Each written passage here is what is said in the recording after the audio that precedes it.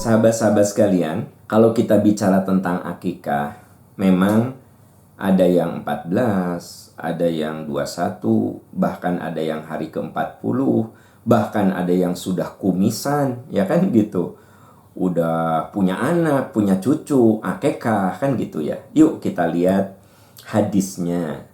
Saya lihat di dalam hadis yang diriwayatkan oleh Imam Abu Daud, Tirmidzi, Nasai, Ibnu Majah, Imam Ahmad. Jadi riwayatnya banyak sekali. Dan ini kategorinya hadis sahih. Rasulullah bersabda, "Kullu gulamin rohinatun biaqiqatih." Kata Nabi, setiap bayi yang lahir itu tergadai oleh akikahnya. Tudbahu anhu yauma sabi'ihi wa yuhlaku wa yusamma. Akikah itu disembelih pada hari ketujuh dan pada hari itu juga digunduli dan diberi nama. Ini hadis yang tidak perlu ragu lagi. Hadisnya sahih, riwayatnya banyak. Jadi hadis ini meyakinkan kita bahwa walau bagaimanapun akikah itu tudbahu anhu yauma sabihi wa yuhlaq wa yusamma. Disembelih pada hari ketujuh si binatang akikahnya.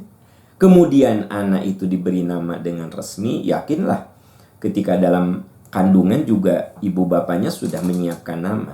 Nah, secara resmi di hari ketujuh wa yuhlaku. Yuhlaku itu digunduli.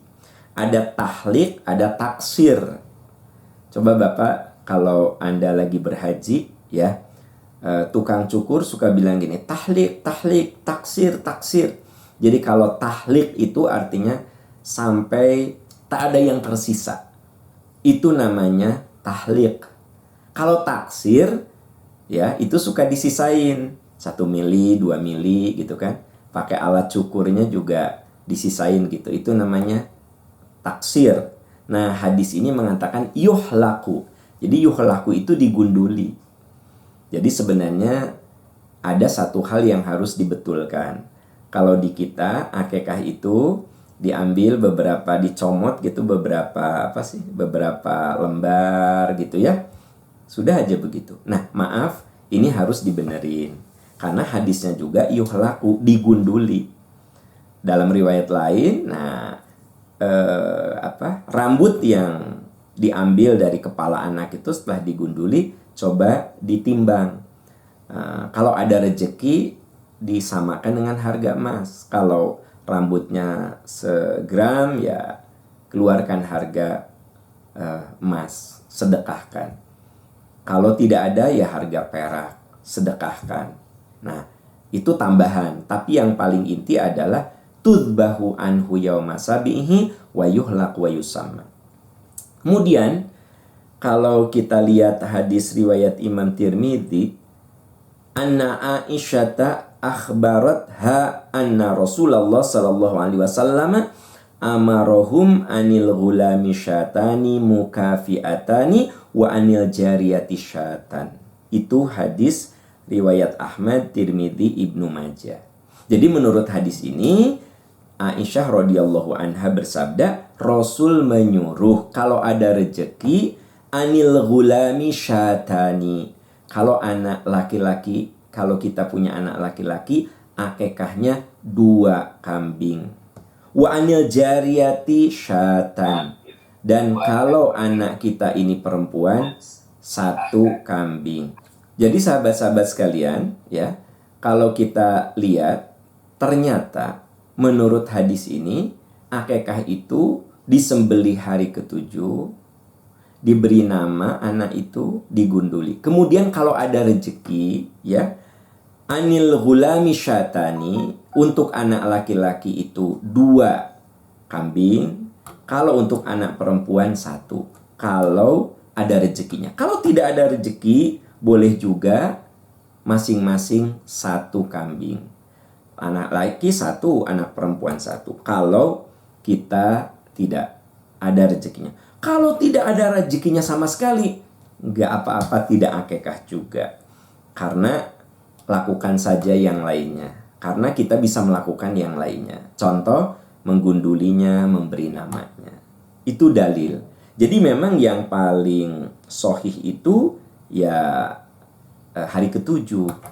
Ada memang hari ke-21, hari ke-14, tapi riwayatnya nggak sebanyak yang hari ke-7. Saran saya adalah afdol kalau kita hari ke-7.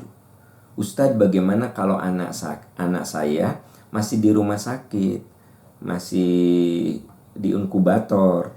Nah, kalau ini kan ada masalah kesehatan. Nanti aja setelah betul-betul sehat. Tapi akekahnya, digundulinya nanti belakangan. Tapi kan akekahnya bisa dilakukan di hari ke-7. Ya, jadi walaupun bayi kita masih di rumah sakit,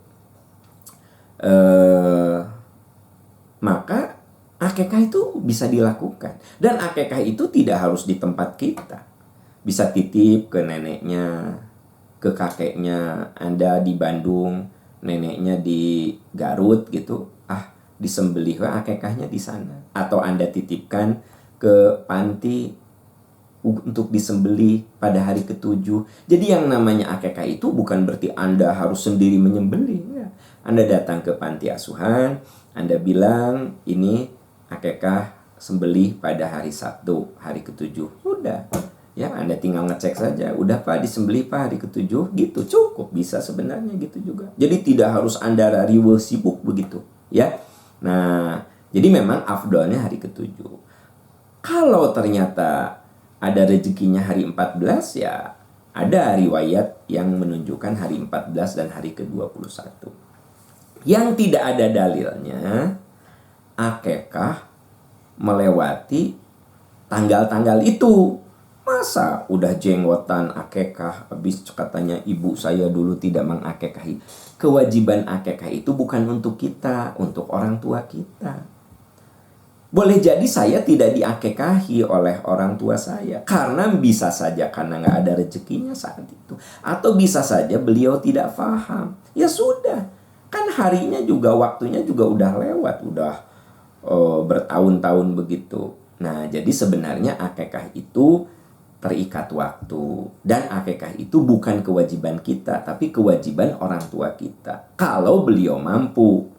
Ya, mampu di sini bisa finansial, bisa ilmu. Ada orang yang waktu kita lahir ini, orang tua kita mampu, tapi belum mengerti. Ada yang begitu, ya sudah. Itu kemudian gugur keharusannya. Ya. Karena sekali lagi akekah itu untuk kewajiban saya kepada anak-anak. Bukan saya sendiri, kewajiban saya ayah untuk anak-anak saya. Itu pun terikat ketika mereka masih bayi. Dan afdolnya hari ke-7, bolehlah hari ke-14, hari ke-21 kalau ada kendala-kendala yang bersifat fisik, ya. Wallahu a'lam bishawab.